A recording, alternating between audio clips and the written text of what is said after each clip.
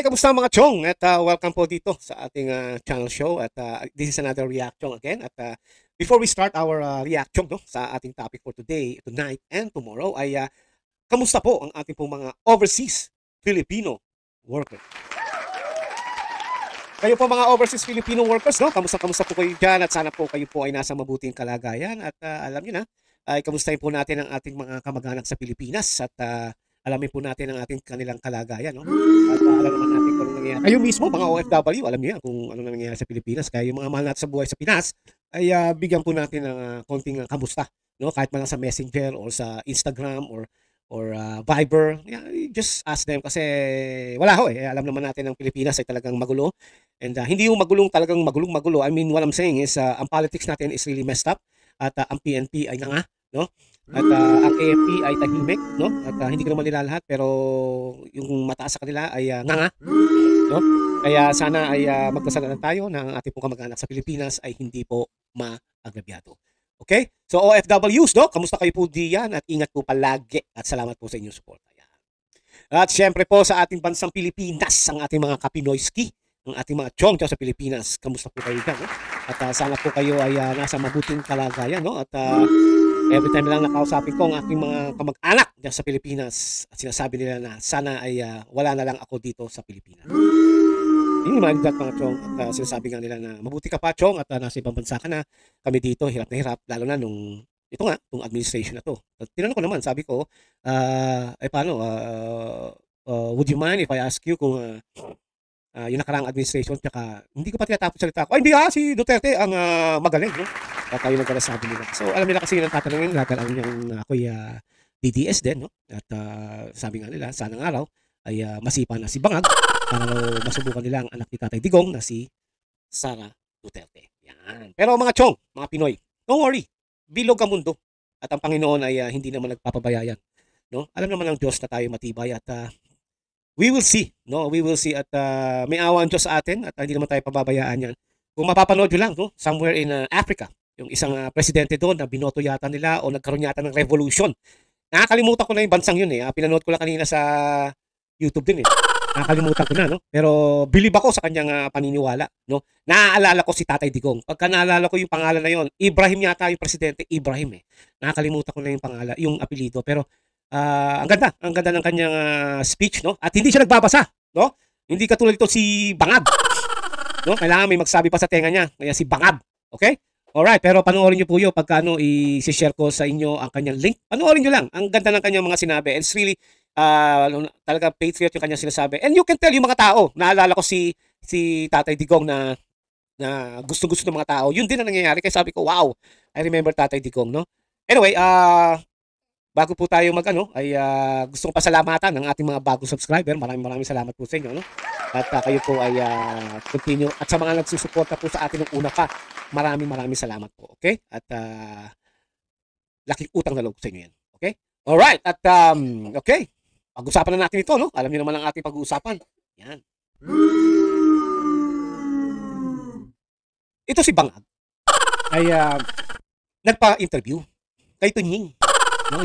Yung kanilang alalay, no? Ang kanilang pinagmamalaking journalist, no? Na balita kong araw yan daw ay tumanggap pa nung panahon na basta si Web yata nagsabi nun. But anyway, alam niyo naman si Tunying, nga lang yan at alokin mo lang, okay na, pera-pera na. But ang akin kasi, pinanood ko yung kanyang buong interview. Pinutol-putol ko na lang po rito para mag-react lang naman para, alam niyo na, i-react ko sa inyo. And you can tell na parang iniisip ko na parang, ano yung pinagsasabi nito? Parang ngayon lang siya uupo. At parang ngayon niya lang napansin na mahirap pala talaga ang Pilipinas.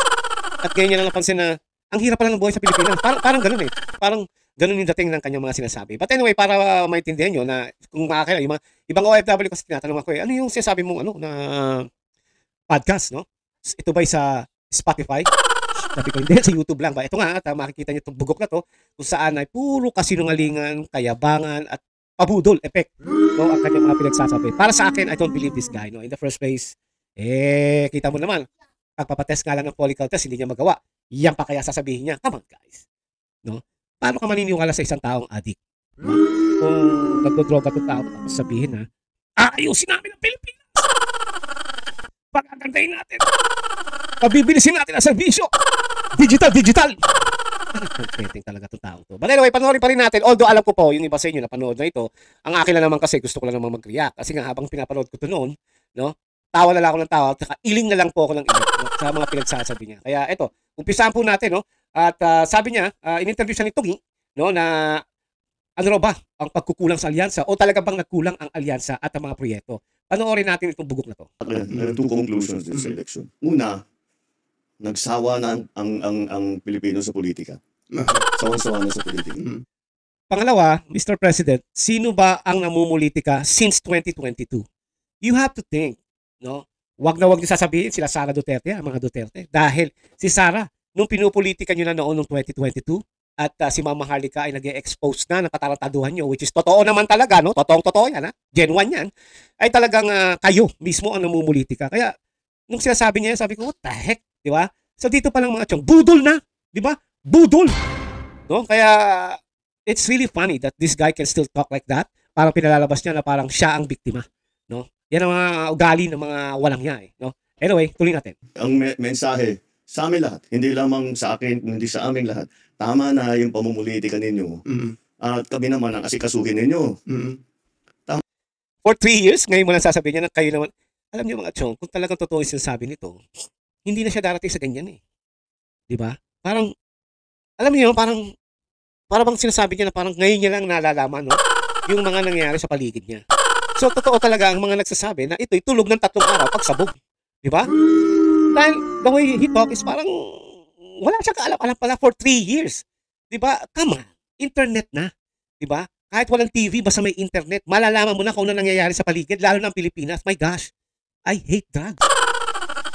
Tama rin pa rin. Yan naman talaga ang dapat natin ginagawa. Kaya mabuti. O, tapos na yung eleksyon. Tama na yung politika.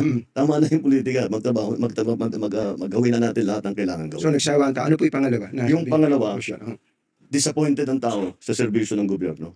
Hindi nila nararamdaman at masyadong mabagal ang galaw. Hindi yun eh. Kahit pa sabihin mo na mabagal ang gobyerno, kung tapat naman maglingkod sa bawat Pilipino, no matter what, kung ikaw man ay pulawan, o ikaw ay dilawan, o ikaw ay berde, o asul, puti, dapat siyang pantay-pantay. Because in the first place, ang government is for everyone, for everybody. Kung matatandaan yung mga chong, kung ang iba sa inyo rito ay fans o nakapasubscribe kay GTNR, naikwento ni Kamentong na gusto niyo magpagawa ng salamin yata o magpa-check up sa mata. Nung nalaman ng mga walang yang to, ng gobyernong ito, na ito ay anti-bangag, ay hindi sila sinerbisyuhan. Di ba? Kung talagang, alam mo kasi, tama siya. After the politics, after ng tapos na dapat, dire-diretso na. It's for the people. Tama na. Pero hindi pa rin hanggang ngayon eh. Up to now. Bumabalat pa rin ang mga aso niya, yung mga ulul niyang aso niya. Lalo na yung kanyang unspoken Castro. Yun ang mga bumabalat ngayon. Panay Duterte pa rin, panay ang tira pa rin sa mga DDS. So, dapat siya mismo ang humarap sa salamin. Di ba? Ng pagbubuo ng mga project na hindi pa nila maramdaman. Hindi na nila mararamdaman yan, Mr. President. Wala na. It's done. Done deal. Dahil mismo yung mga pera ng government ay wala na. Bawas na. Wala pa nga kayong June. Ubus na yung pera eh. Dahil sa gastos nyo sa paninira sa mga Duterte at saka sa mga kalaban nyo sa politika. It's all about politics, di ba? Yung pagpapadala kay Tatay Digong, that's politics, man. Kaya, guys, read between the line na sinasabi ng taong to, i-compare nyo sa last 3 years. At sa mangyayari pang 3 years na kanyang hawak, na kanyang term, good luck with that. Wala na. Kaya yung mga pinagsasabi ito, natatawa na lang ako dahil marami tayong mga witnesses na hindi totoo ang pinagsasabi nito. Show off. Pahiya kasi sa tao. Alam niya na ang mga tao ay galit sa kanya. Lagi ko nangyari dyan. Dahil nung bago akong upo, sabi ko ayokong mangyari na business as usual. Dahil walang mangyayari sa Pilipinas. Hanggang doon na lang tayo. Hindi tayo aalsa. Sabi ko kailangan natin baguhin ito. Kaya tinignan ko yung malalaking mahihirap na proyekto na long term ang magiging effect. Yun ang trabahuhin natin. So tinrabaho namin, kaya ang lalaki yung mga project na ginawa namin priority, yung mga tourism, yung mga health, yung mga puro malalaking proyekto. Ang problema sa malalaking proyekto, diba, transportation. Medyo matagal eh. Yeah, ang problema sa mga proyekto, wala talaga kayo mga proyekto. Yung mga PhilHealth na pinagsasabi nito, yung mga tourism. Alam nyo, eto mga chong ang Philippine Airlines daw at yung ibang airlines, no, hindi ko lang alam kung kasama nga ang Philippine Airlines, pero may binanggit nga rito, napakamura daw papuntang Pilipinas. Ayun, siyempre sabihin nyo, paano chong off-season eh? Hindi. Actually, ang baba. Kasi daw, walang pumupunta. Wala. Wala daw gusto pumunta. At kung meron magkulang, they have to fill in. They have to wait. Dahil sayang ang biyahe. And that's the first time na narinig ko sa isang tao na nagtatrabaho sa airlines. They have to wait. Yung iba daw, kahit pa raw yung ibang pauwi ng Pilipinas, talagang kulang. I mean, meron pa rin umuwi. Kahit ako gusto ko umuwi. Pero ibig sabihin, hindi raw ine-expect na ganun kababa. No? Kaya, Matagal Matagal talaga. yan. Kahit Talagang na matagal super pag efficient, ikaw. walang problema, tama, hindi nagka-problema. Matagal talaga yan. Opo. Isipin mo, yung subway, huhukayin mo yung para makadaan yung tren. Matagal yun, matatapos yan. Tapos na ako, matagal na akong tapos.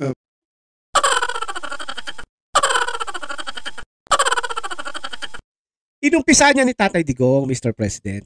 And do not expect na matatapos sa term mo dahil I don't think tinutuloy niyo eh. Yun ang problema. Talagang tapos na ang term mo, hindi matatapos yan dahil ang nagsabi, hindi niyo naman ginagawa. Pinatigil yan. At saka talagang matagal maghuhukay. Pero at least, kung talagang tinutukan mo yan, kung totoo kang presidente ha, kung ikaw ang presidente, hindi nga ikaw eh. At kung ikaw ay tapat talaga sa trabaho mo, matutuloy yan. Hindi man matapos sa term mo yan, at least, malalaman ng mga tao, yung mga kabataan, na malalaman, oh yan, inumpisa niya ni President Digong, tinuloy ni BBM. At ngayon nga, tinapos ni ganito kung sino man ang presidente. Eh, ang alam ko si Sara. Alam ko lahat, Sara. But anyway, ibig sabihin, walang mangyayari sa'yo. You're done. Lame duck ka na nga eh, sabi nga nila eh.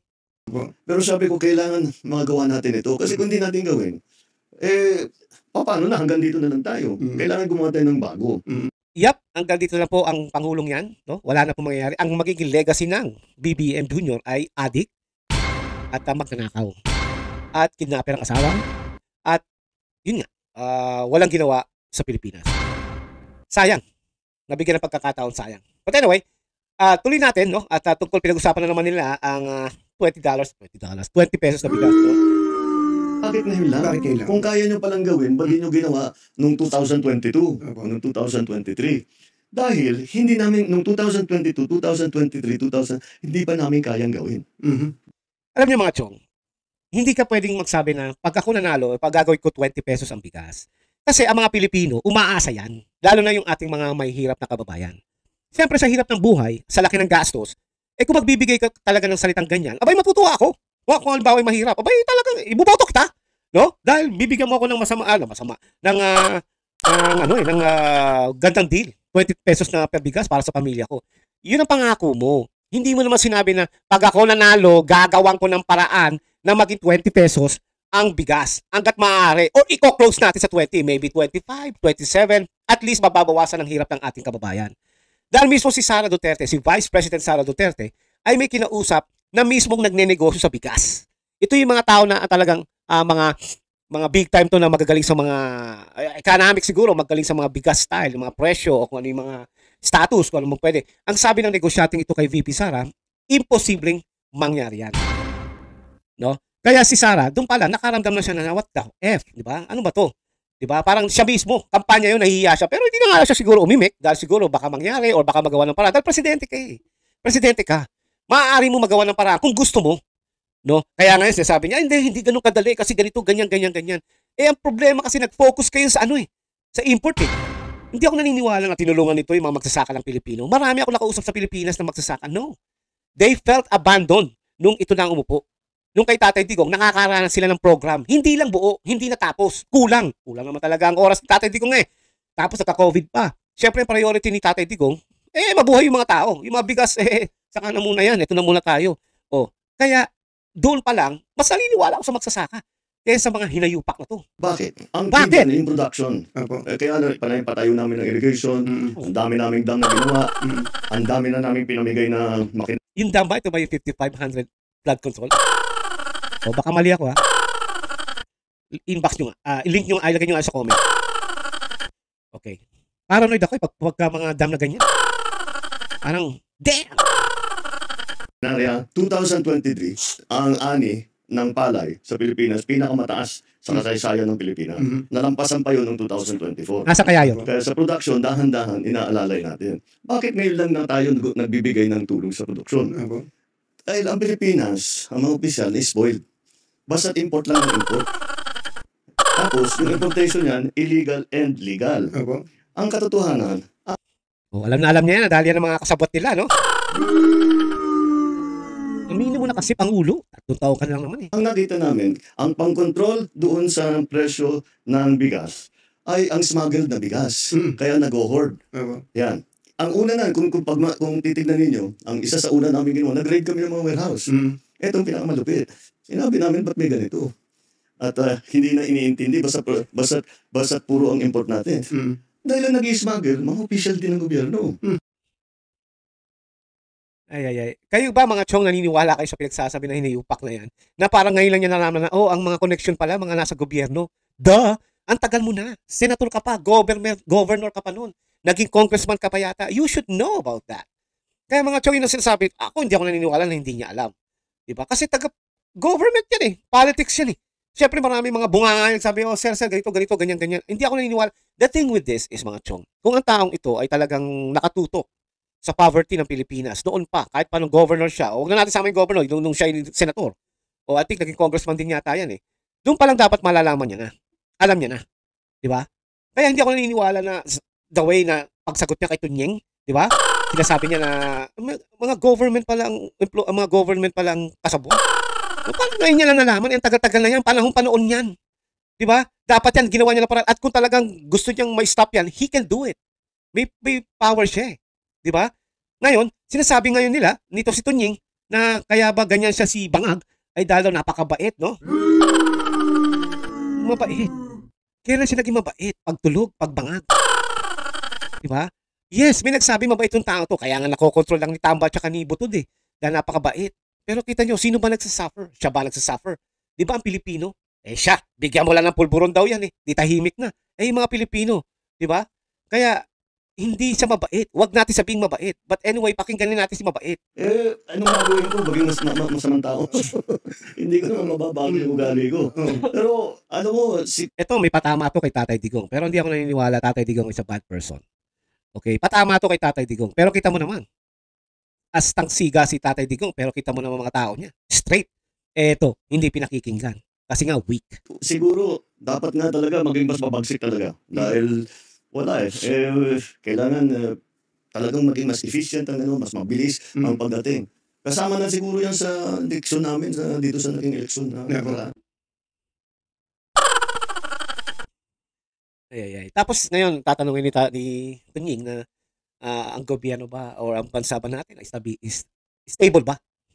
'Di ba? Or gusto niya nga bang maging stable ang Pilipinas? We're not stable mga guys. Aminin na natin. Our country is in chaos, no? Panoorin natin. Ewan ko, kahit hanggat maaari, ako, ang habol ko ay yung stability, peaceful, para magawa namin yung trabaho namin. Kaya ako, laging akong bukas sa ganyan. Ang habol niya raw is stability, peaceful. Ano ba? Sino ba ng gulo? Diba? Sino ba yung nang-away o nang-haras sa bawat Pilipino? Diba? Alala mo Duterte na naman, diba? Sino? Diba? Kaya mga chong, kung iisipin nyo mga pinagsasabi nito, kung tanga kayo, no? Sorry na lang sa sinabi ko, kung tanga kayo, sorry ulit, diba? Ay, maniwala kayo. Pero kung iisipin nyo mabuti sinabi niya, read between the lines ng kanya sinabi, malalaman nyo. I-compare nyo sa nangyari nyo 3 years ago at itong dumarating pa. Ito nga lang, katatapos lang ng election, impeachment agad yung sinasabi. Kung ako ang presidente ng Pilipinas, kung talagang gusto ko magbago, hindi yan ang sabi ko sa mga senador, hoy! Hirap-hirap na mga Pilipino, impeachment pala sa isip nyo, mga buha ka lang ina nyo, di ba?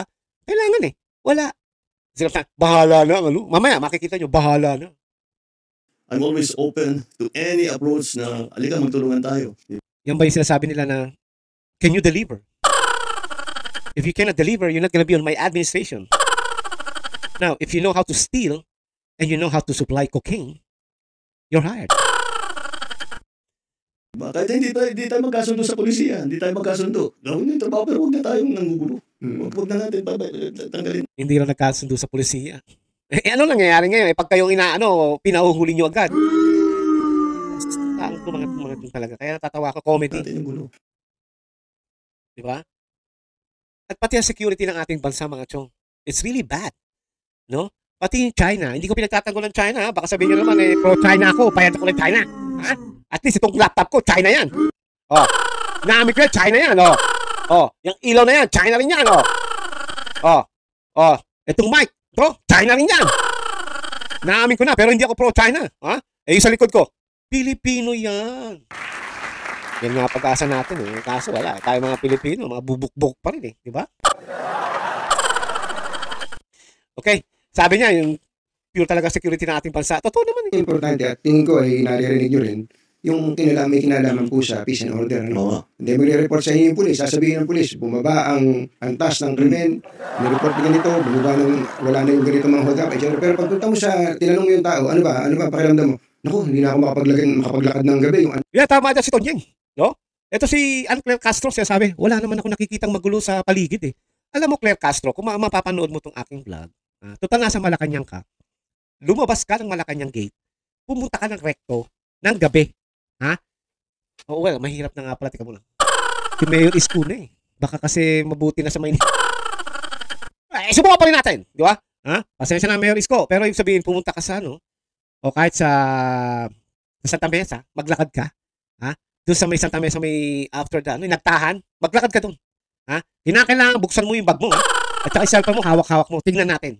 Okay? kung estudyante, hindi makalakad, That's makakabuti right. lang dyan. Parang may disconnect, Mr. President. Kung gano'n ang pakiramdam ng tao, kailangan talaga natin tugunan. So, ang una namin ginawa, inutusan ko sila ng DLG at saka GPFP, sinabi ko sa kanila, dapat laging may nakikita na pulis na naglalakad. Patingin mo, Kasi matagal ng panahon, nakikilala mo na yun eh. Stuck sa'yo. Di ko maging kaibigan yung pulis Yan, para pag yan, nakita, yan. may safe kami rito. Nandun si Sergeant ganito ganyan eh. Kailangan ng pakiramdam ng tao, laging may pulis dito. Ang problema kasi, Pangulo, pag nakikita ngayon ng mga tao sa Pilipinas ang pulis, natatakot eh, no? Baka mamaya, putang ilaw, baka hinga na naman tayo nito. Eh, yung panahon ni Tatay Digong, hindi. Pag nakikita may pulis, ayos, may pulis. Sige, ano, ha? Sige, sino mga hold up dito, may pulis. Ngayon, hindi. Pag may pulis, puta, uwi na tayo, baka yan pa mang hold up sa atin. Yun ang tingin ng tao ngayon, Pangulo. Pag may pumutok dito, may tatakbo niya, wala pang 5 minutes, may tatakbo na rito dyan. Na tinatanong kung ano yung nangyari dito. Yun ang dapat na mangyari. Police visibility. Tapos Visibility. yung mga patrol cars nila, di ba, dapat ay nandito yan lagi para, actually, kahit walang police minsan, pag may patrol car eh, deterrent na rin sa krimen eh. Tapos, pangalawa pa doon, ay yung ating emergency calling.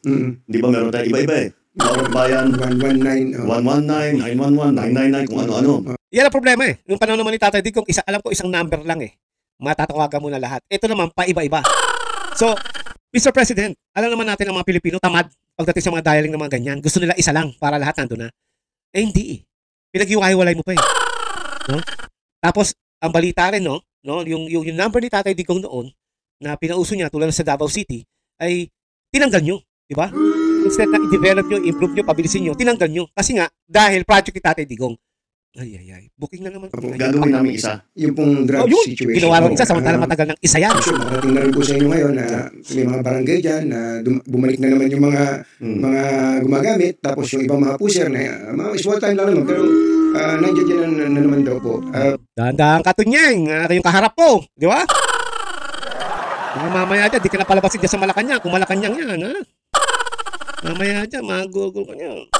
Ingat-ingat ka. Ma-hurt yan. Dahil pinag-uusapan mo, bangag. Ano bang gusto nyo gawin dyan? Kaya ang gusto namin gawin dyan, pareho na naman doon sa sinatawag ko yung maliliit versus yung maliliit na project. Dahil ang pinanteriya namin kung saan pumapasok. Kaya kung makita mo, yung nahuli namin na Sabu, napakalaki na, laking tonelada as compared sa mga nakaraang panahon. So, malaki talaga na nahuhuli namin. Kasi hinahabol namin yung malalaking shipment, pinupunta namin yung malalaking warehouse, at saka yun. Pero, ang pinakamahirap doon ay buwagin yung sindikato. Dahil ang Ikaw mismo yung sindikato eh. sindikato, kasama na dyan yung police, kasama na dyan yung local government. Ang laking pera eh. Ang laking pera talaga nila, ang dami nilang pera. Kaya kahit sa'yo, yung mga judge, kaya nilang bilhin lahat, parang prosecutor, kaya nilang bilhin lahat. Walang panama yung sweldo nila sa gobyerno doon sa binibigay ng mga sindikato. Kaya yun ang binubuwag namin, yun ang pinaka-importante. Important. Dito pa lang mga chong, you can tell na how dumb the junior is at wala siya idea. Parang nagtatanga-tangahan ika nga. Kasi, kaya ako sinabi ito dahil alam niya naman, kahit naman sino, sa movie pa nga lang, ganyan ang ginagawa eh. Diba? Alam niya naman pala na ang mas malaki ang bayaran sa yung mga drug lord, binabayaran nila mga pulis o nilalagayan nila. Then you have to look for people na mga pinatapat. Yung talagang hindi magpapalagay. Meron yan. Naniniwala ako sa Pilipino na may mga ganyan pang mga Pilipino na hindi nagpapadala sa pera. Diba? Kaya yung sinabi niya, wala tayong magagawa kasi mas malaki ang bayad eh. ng mga ano yan, ng mga sindikato. Ano palalabasin ni Bangag? Ganyan na lang. Like, ganyan na, patay kayo kung patay, buhay kung buhay, bahala kayo, di ba? So, dito you can tell na he cannot solve it. Kasi, doon siya nanghina, mahal eh. Instead na sabihin mo, di bale, gagawin natin ang paraan yan. And I will see to it na kahit pa malaking bayad ng mga yan, tatapatan natin yan. Di ba? Ng serbisyo. No? Ganun lang naman eh. Di ba? Ito si Bangag. Mahirap, malaking babayaran, malaking bayad ng mga hindi kaya, pati judge, binibili. So doon pa lang, nalalaman natin na ganun ang ginagawa nila. No? Yun ang ginagawa pala nila. Kaya ikaw, Bangag, nabuking katuloy kung anong ginagawa mo. Yan ba ang ginagawa mo sa NBI at sa AFP? At sa PNP? Kaya nga sa'yo, yung mga matataas na opisyal? Oh my gosh, man. Tapos ito, pag-uusapan na naman nila yung PhilHealth. Zero na nga ang PhilHealth dahil sabi nila may laman pa naman. Oh my gosh. Kaya ang daming kaso nito, walang yang to. Ang isa pa pong importante sa tao, kalusugan, di po ba? Meron naman kung anong naiingi ang mga tao, pero pagpunta nyo sa ospital, lalo sa public hospital, hahaba pa rin ang pila. Yun ang problema. Hindi po ba ang haba ng pila, tapos yung mga tao, parang hindi pa rin nila alam na meron palang mga programa ang gobyerno sa ganito. Number 1 po dyan, yung tungkol sa PhilHealth. Ano ba pwede natin gawin sa PhilHealth para wala na talaga halos babayaran ng mga tao sa Malapit na tayo doon. Opo. Malapit na tayo doon. Nabanggit mo na rin.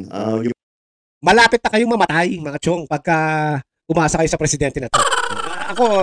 I know it's funny, pero kung dito kayo aasa sa tao ito, mamamatay kayo sa kakahintay. Kaya sinasabi niya malapit na, good luck. Alam niyo mga chong, dito pa lang sa bicameral na sinabi na nangyaring, yung scam na siniro nila ang PhilHealth, dito pa lang, isipin nyo na, alam mo naman palang gusto mo maayos ang PhilHealth ng Pilipino.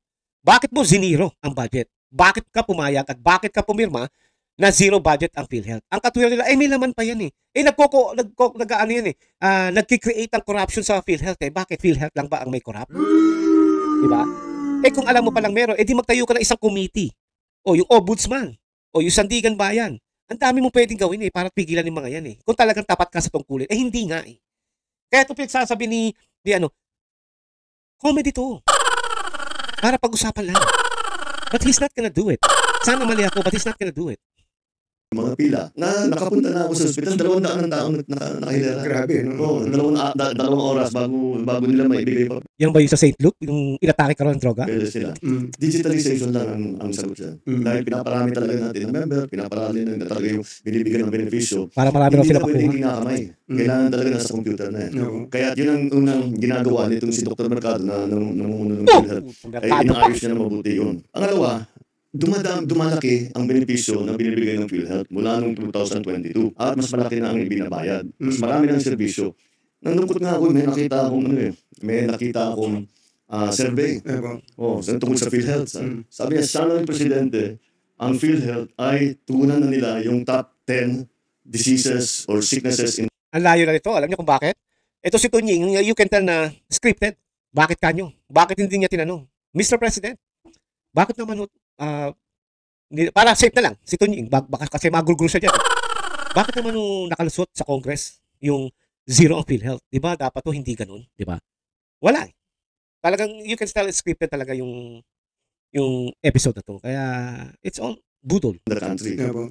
Alam mo bakit ako nalungkot? Bakit po? Ginagawa na namin. Hindi lang alam ng tao. Kasi sinabi ko, ginagawa na namin yun. See? Maniniwala ba kayo na ginagawa na nila yan? Di ba? Kung ako, bilang Pilipino, mga chong, kung halimbawa akong Pangulo at may nagawa kaming ganyan, ipapakita ko sa Pilipino yan. Magyayabang ako. Sabi ko, oy, mga Pilipino, mga kababayan, ayan, meron na tayo. Ayos, gamitin nyo na. Ito po ang dapat natin gawin. Oh, wala. Nga. Kaya, huwag tayo paglolokoy ng hinayupak na to dahil, kasi hindi namin sinasabi. It's a public. Kaya karapatan ng Pilipino na malaman nila kung ano talaga yung program na ginagawa ng Pilipino. Kaya nga si Claire Castro, wala siyang masabi. Puro siya, darating tayo dyan. Malapit na. May programa ang Pilipinas. Nagtatrabaho ang ating Pangulo. Pero wala. Tapos sasabihin itong hinayupak na to na malapit na or meron kami dahil hindi lang namin sinasabi. Anong ibig mo sabihin? Public nga yan eh. Ano yan? Gagawin mong tanga yung mga tao na hindi mo sasabihin na may program pala kayo? Why? Anong dahilan mo para hindi mo sabihin sa Pilipino na may program na tayong ganyan? Nagawa na namin yan. Dahil kung nagawa nyo na yan, edi may pagmamalaki kayo ng Pilipino. Kahit pa paano, matutuwa naman sa yung Pilipino. Wala. Mga chong, wala. Pero patuloy kung titignan talaga, Sir pag-aralan President, nasaan ho yung magkukulang? Ayan. Ay, hindi na pala yung programa. Bakit hindi alam ng tao? yun ang problema din siguro. Kasi mabubuking ako na ito. Putal. Huwag nyo nang palabasin to. Naging problema namin, dahil yung tao, kasama na rin yata sa analysis dito sa eleksyon, hindi alam ng tao yung ginagawa. Ang isa pa pong importante sa tao, kalusugan, di ba? Meron naman ng kung anong naiingi ang mga tao, pero pagpunta nyo sa ospital, lalo sa public hospital, hahaba pa rin ang pila. Ayan, naulit lang. But anyway, yun lang po yun mga chong. Dapat po siya mismo magmalaki, no, sa tao. Mga kababayan, ito, meron tayong programa nito, gawa na, gumagana na, ito gagawin natin, punta kayo sa ganitong website, bla bla bla bla bla, o sa barangay, kasi doon lagi nagpupunta ang ating mga Pilipino. Punta po kayo doon, magtanong kayo ng information. Sasabi mo na, itatago na, nagawa na namin yan, hindi lang namin pinagsasabi. Pucha talaga, men. Kung talagang tanga kayo, mga chong, bahala kayo, di ba? Ito. Ito, Yung siyempre, yung mga buntis, yung mga common, hindi na natin dadalhin pa sa ospital yun. Kaya nagbukas tayo ng Bukas Center. Ang Bukas Center yung bagong urgent care ambulatory services. Yun ang Dito pa lang mga chong, kitang-kita mo na namumulitika ang hayop na to. Bakit kanyo? Alam niya naman na meron ng malasakit center, may mga ibang program na, pero nagbukas pa sila ng Bukas Center. Ano yung nangyari sa kay Butod, ng asawa mo na lab? Lab kita? Di ba may ganun si Butod, yung mobile car ba yun? Di ba? Ano nangyari? Yun ba yun, yung Bukas Center? Mga chong, dito politika, kasi nga kung continuity to, dapat na sinabi niya, alam mo naman, meron naman tayong malasakit center, ginawa ng PASA administration, dinagdagan lang namin ng ganito, ganyan. Yan ang tama. Pero hindi. Nakikipag-compete ka pa sa malasakit center. Bakit? Dahil matagal na po ang malasakit center, bakit hindi na lang po natin yan palakihin? Not because I am pro, kay Senator Bongo rin po ako. Ang ibig ko sabihin, this is for the Filipinos. Malakas malasakit center. Bakit hindi na natin improve yan? O makipag-usap ka kay Bongo. Hindi porket magkaiba kayo ng politika or what, di ba? Kaya bullshit to si Bangag. Hindi ako naniniwala na talagang ganyan nga yan. Bukas Center, 24/7 yan, hindi nagsasara. At yan, hold up pa kayo mga to. para hindi na kailangan pumunta sa malalaking ospital. Habang pinakikinggan po kayo, halimbawa, nabanggit yung parang digitalization. Bakit ikaw to tumitingin ka sa taas ng gano'n, di ba? Alam mo yung mga ganyan para sa bullshit ng taong to. What happened to the eye-to-eye contact, bro? Para mabawasan ng pila. Ako meron po akong isang naisip, baka na pwede nyo i-consider. Para matigil itong pila-pila na yan. Kasi nga, nakakalungkot na yung iba, ma-absent pa sa trabaho para lang makapila. Yung kamag-anak nila, pumipila. Meron po tayong PhilHealth. Meron tayong DOH. May DSWD, pagka may sakit. May PCSO. At pagka nakachamba ka pa, merong guarantee letter pa yung congressman kaya halos wala nang binabayaran talaga. Kaya, See? Nasaan yung bakit hindi niya binanggit ang malasakit center? So this is just politics, bro. Si Tunying pa. Bigyan mo lang ng pera yan, di talagang luluhod na sa iyan. Pambihira kayo.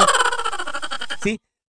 In natural way, no, ng pagsasalita ko, talagang fair to si Tunying. Sasabihin niya, meron naman daw malasakit center diyan kay Senator Bongo. Pero hindi niya sinabi dahil alam niya, bibida na naman ang mga Duterte. Ay. 5 yung pipilahan mo. Anim yan, Pwede bugok. po bang magpatayo na kayo ng isang pipilahan na lang kung hindi man kailangan para diretso na Even that kind of idea na sinasabi niya na isa na lang daw. Nakita niyo yung picture? Ayan asa na? Ito, ano ba yan? Isa na nga lang yan. Look at that. Di ba? Isa na lang, Ano yung pinagsasabi ni Tunying? It's politics. Di ba? Binibida niya na naman. Kaya itong hayop na journalist na to, wag din kayo masyadong magpapaniwala dito. Hinayupak na to. Bias din po ang tao para tutulungan mo din lang yung tao, wag mo na silang pahirapan. Lahat yan, ang problema talaga. Old style ang Ano kaya ba? Opo. Yun naman, di kamay. Opo. Kaya, yun, meron tayong mga app, na e-gov app na ganun. So, ginagawa namin, hanggat maaari, huwag ka nang pupunta sa kahit na anong opisina doon ka lang sa bahay mo. Yeah! Mabulok ka na. Siya. Mamatay ka na. Dahil wala pupunta. Biro naman. Pasensya na kayo kasi talagang ito, budol talaga to eh. Na kasama doon, kailangan may internet. Opo. Kaya pinapalawak din namin ang internet coverage para yung mga nasa island, yung mga nasa malayo, napakahirap para sa kanila. Opo. Tapos pupunta ka sa isang opisina, o sige, ayos na ito, stamp. O anong next? O bumalik ka. Kailangan mong puntahan yung isang opisina. Uuwi yun, babalik na naman doon. Isang linggo yun. Hindi mo naman pwedeng iwanan yung bata. Opo. Sino mag-aalaga? Sino magluluto ng... Ano naman ang, ano mo doon sa mga bata? Ano naman ang, putya, ano ba naman ang magiging pakialam mo doon eh? Ginuto mo na nga yung Pilipino. Ngayon, magsasalita ka na eh, baka maiwan, may nagluluto. O tanong, may maluluto ba yung mga Pilipino? Itong salita ni Bangat, talagang it's like, I don't know, it's a basic na para lang may masabi. Di ba? Ito mga tiyong wala akong inaano ha, pero ikumpara niya to sa salita ni Vice President Sara Duterte. Ikumpara niyo lang. O, wag na kay Vice. Kay Tatay Digong na lang. No? And then let me know. hapunan ninyo. Di ba? Yun ang Kaya yung internet malaking tulong yan.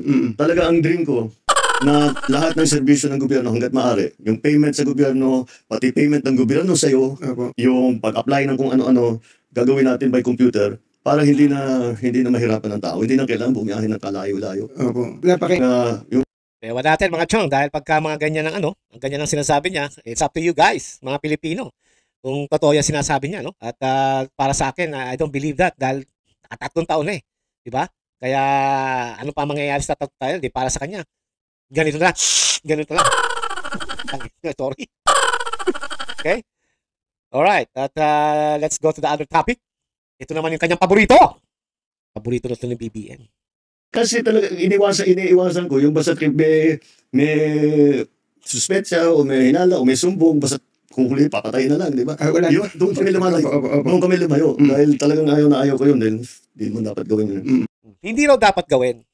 Alam mo mga chong, marami rin ako nakakausap sa mga PNP. Nung panahon daw ni Tatay Digong, wala talaga silang balak na pumatay or let's say magkabarilan, no? Pero they're already thinking na mangyayari yun dahil alam nila ang mga addict at saka yung mga supplier ng droga na barkada nito siguro ay lalaban kasi they have the artillery. They can easily buy those kind of artillery, no? Alam nila, sinasabi nila sa akin yung mga kababayan ko, mga PNP. At marami na rin ako mga PNP na nag-abroad na dahil nagtago na after Tatay Digong kasi nga hinahanting na sila ngayon ng mga bata nito. So parang yung sasabi niya na hindi dapat gawin yun. No, you can't do that. No, kasi kung halimbawa no na ang mga drug lord ay hindi dapat pinapatay, puno-puno na tayo dito sa mundo. No? Ang nangyari kay Tatay Digong, isa lang sa mga nalalaman ko at sa mga nakita ko na namatay yung mga yan because lumaban. 'Di ba? Akala yata ni BBM na kapag humarap siya yung mga pulis sa mga droga, nagdodroga o yung mga sindikato ng drugs, parang okay lang, mag-TikTok tayo. No? Parang Michael Jackson na magsasayaw ng Beat It. Hindi ganoon, Mr. President. Anything can happen. Kasi droga yan eh. Ang mga sindikato, papatay yan kahit pulis ka pa para may pagtangkol nila ang produkto nila. Alam mo yun ang pambihira. Para naman hindi yan ang ganyan ng tropa mo. Sabi ko mag-focus tayo sa malalaking drug bust. Ngayon mag-focus ulit tayo doon sa small time. Sabay. Hindi rin malaki. Hindi naman titigil yung So ito pala, nung una niyang tinuloy ang program sa mga drug bust, ay yung mga maliliit pala, hindi niya na pala hulihin. O nga naman, kasi nga naman, ang mga maliliit, hindi na pinapansin yan ng mga grupo ng pulis. Dahil maliit, ang focus nila ay yung malalaki. So yung maliit, pwede nga sabihin, dun mo padala kay maliit dahil para madala sa akin yung supply.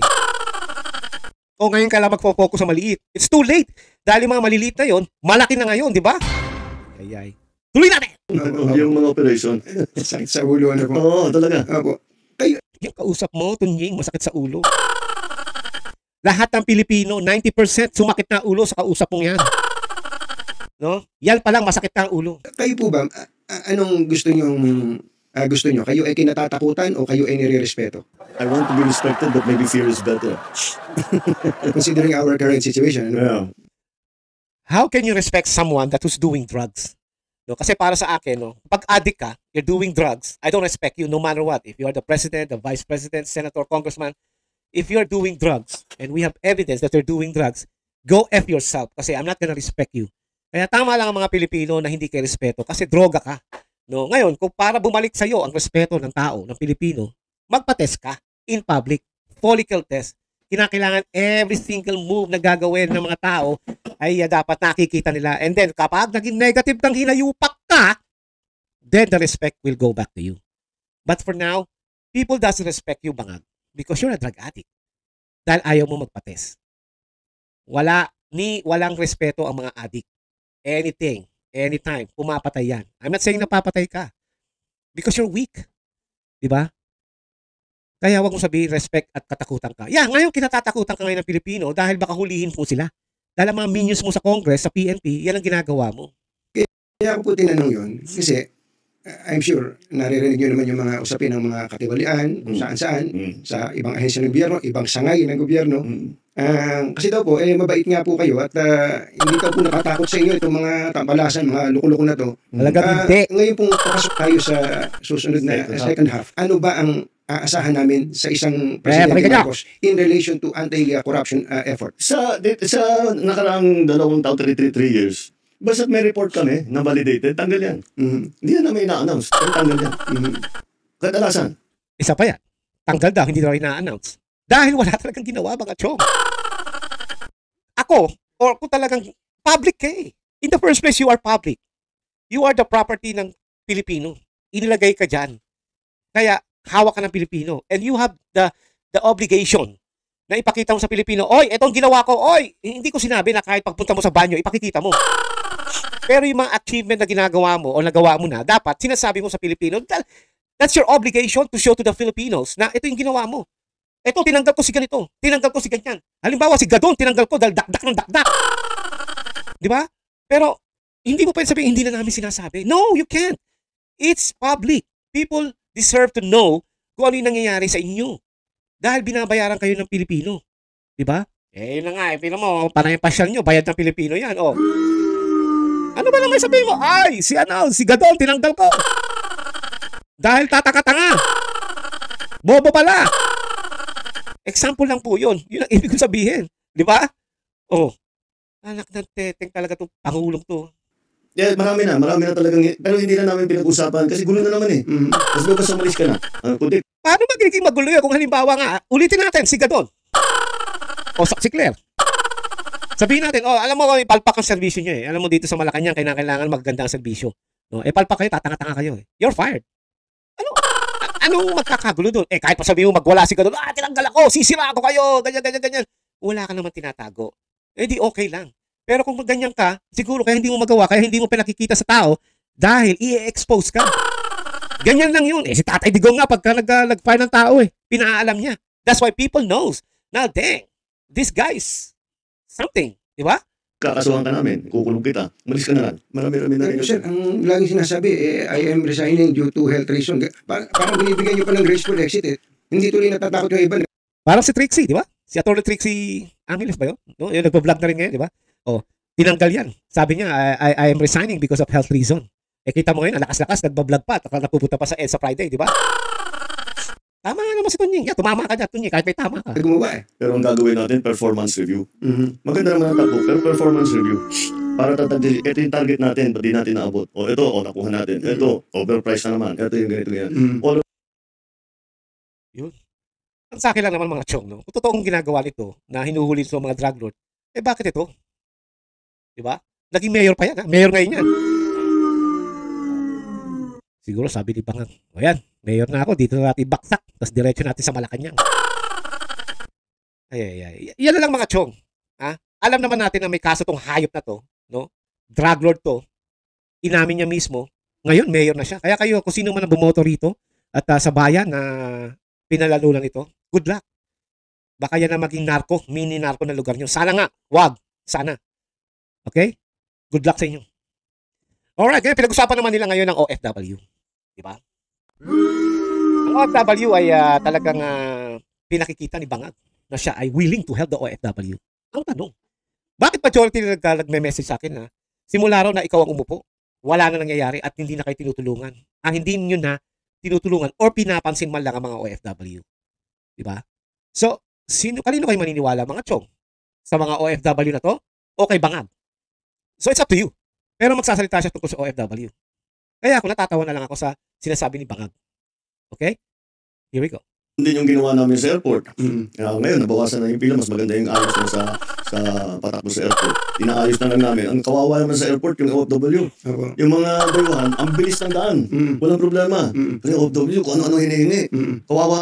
Kaya pala lately lang, no, yung isang, kung natatandaan nyo, binlog ko, di ba? No, isang sa Japan yata, yung babae ay yung mag-ina, pupunta ng Japan para bisitahin ng anak, no? Yung anak niya nasa Japan.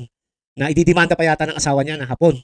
Ito kailan lang to mga chong. Kaya itong sinasabi itong hayop na to, kung totoo, bahala kayo kung totoo yan. Pero ako mismo rin, no? Nung nakaranas din ako ng lagayan blue sa Naya, no? At kung matatandaan nyo, nung sinabi ko, nung panahon ni Tatay Digong, ako mismo nagbibigay sa mga crew doon.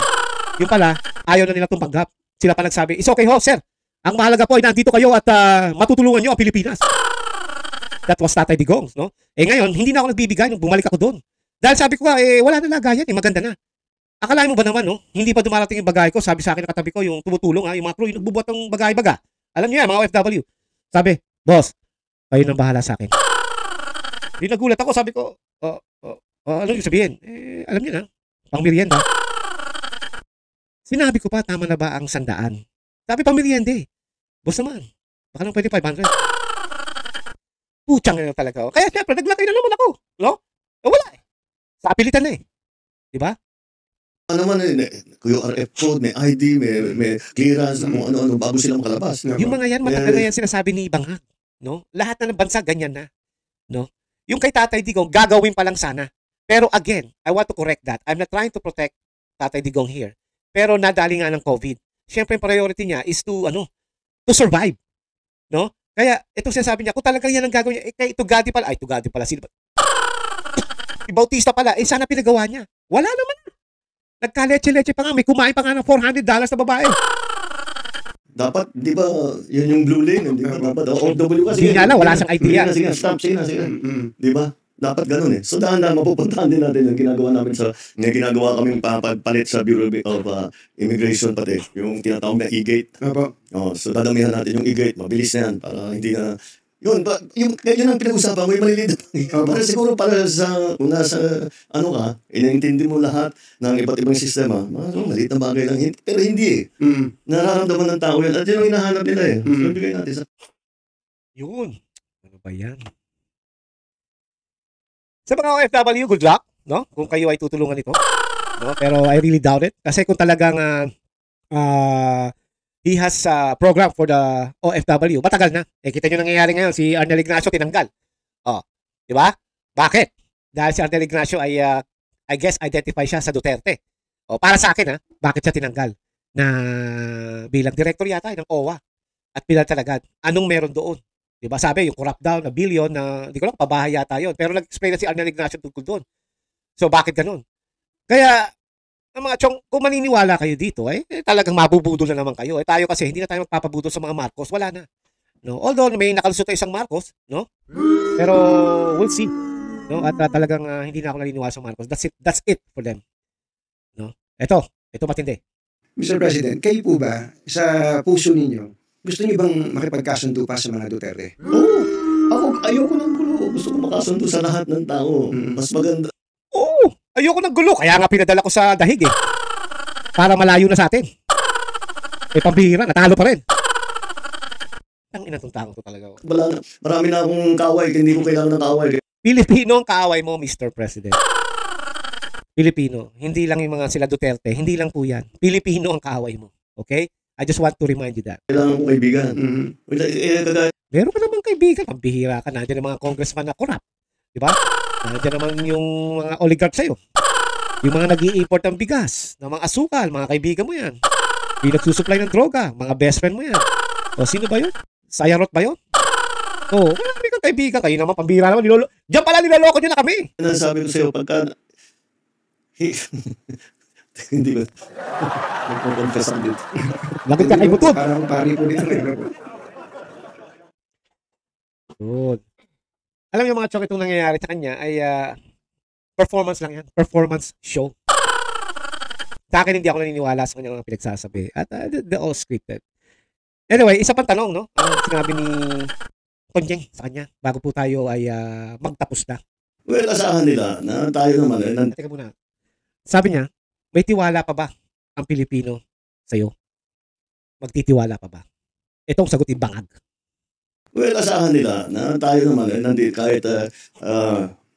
kahit nasa matataas na posisyon, asahan nila, lagi kami nakikinig. Lagi kami nakikinig sa kanilang hinain, sa Kaya pala sabi ni Pamahalika, tinanggal na raw yung chat group para makatulong. Hindi ko lang kung sa OFW yon or something else. Tinanggal. No?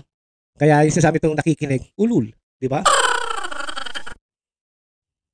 kanilang nagiging problema at tinahanapan natin ng long-term solutions. At ngayon, talagang ipamadaliin na namin yung immediate solutions na Kaya pala, pala yung ayuda nyo.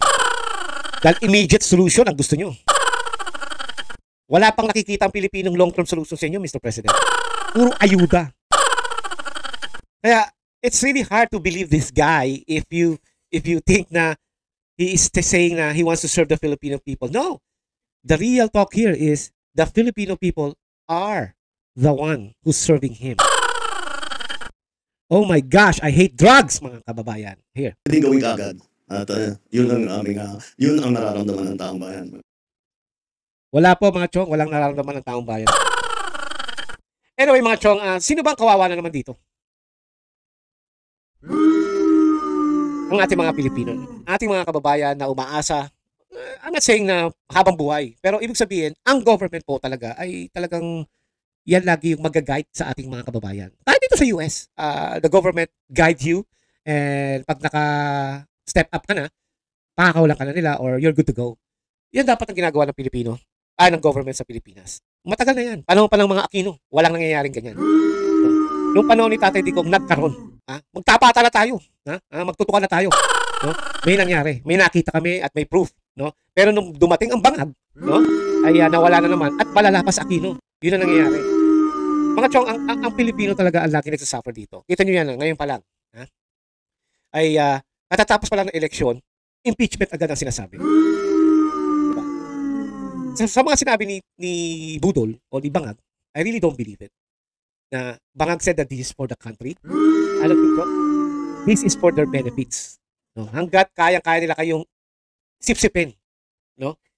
Gagawin nilang sipsipin kayong lahat para makuha ang dapat sa inyo makuha. Bakit hindi niya pinakita yung mga sinabi niya? Like the flood control. Nasa na yun? Meron ako nakita sa flood control. Pero flood, walang control. Diba? Hindi niya minention ng BICAM. Ito naman si Tunying, kung anong pinagtatanong, instead na tanongin niya yung mga BICAM, hindi niya tinatanong. Diba? Kaya, yung sinasabi niya na magsusorry na, ayoko na ng gulo at gusto ko ng yung walang kaaway. Gusto ko kaibigan at marami na akong kaaway. Dahil tinapon mo na yung isang kaibigan. Nilagay mo na sa dahig. At ngayon, nagpaplano pa kayo na tanggalin si Sara Duterte para masarili niyo ang gobyerno. You guys are just want to be in the government, that's all. Wala. Ang Pilipino, wala yan. Ika nga, dyan lang yan. Give them ayuda. Okay na. Basta ang gobyerno akin dahil ang pera pasok ng pasok. Totoo naman yung mga chong. Marami kita sa gobyerno. Marami kang mananakaw, marami kang makukuha. Di ba? Kasi hindi naman agad napapansin ng mga Pilipino yan eh.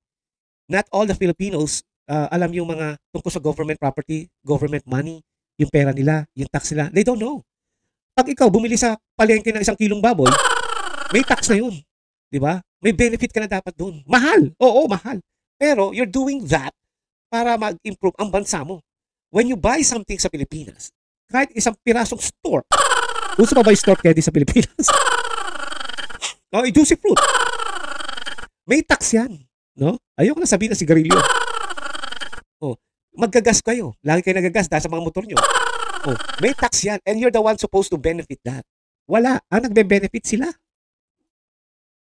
Kaya mga chong, ang aking masasabi po rito is, kung ano may sinabi ni Bangag, I just hope na i-analyze yung mabuti. Huwag niyong isipin na mangyayari yun. Okay. Sinabi niya, this month, obserbahan natin. Pero ngayon pala nakakatawa na. They're eyeing for the impeachment. Ang sabi ni Bangag, nasa Senado na raw ang desisyon pag-impeach dito kay Sara. As a president, kaya mong pigilan niyan kung gusto mo. As a president also, kaya mong pauwihin si Tatay Digong and say sorry, nagkamali. Diba? Kung gusto mo talaga ng ano ba tawag dito, pakipagbati. Pero hindi nga eh. Kasi nga, kapag ibinalik mo dito si Tatay Digong, lalakas lalo ang galit sa'yo ng Pilipino. Lalong lalakas, lalo na sa 2028. Alam natin Sara Duterte is unbeatable. But right now, you are trying and planning to sabotage that again. Kasi nga hindi mo bray pagpapadala nyo sa dahig kay Tatay Digong at ngayon nga ang impeachment nag-aalanganin kaya gumagawa na naman kayo ng plano. And you guys are planning to send Sara Duterte sa dahig by using something against ICC. Kita nyo mga chong, sabi nila, wala kaming pakialam sa ICC. Sabi nila, wala raw silang jurisdiction sa Pilipinas ang ICC. Pero kung matatandaan nyo, in-expose si Senator Bato na may mga taga-ICC dito investigating the retired PNP. At tinatakot pa na kapag hindi ka pumirma sa isang papel na ito ay totoo, isasabit ka namin sa kaso.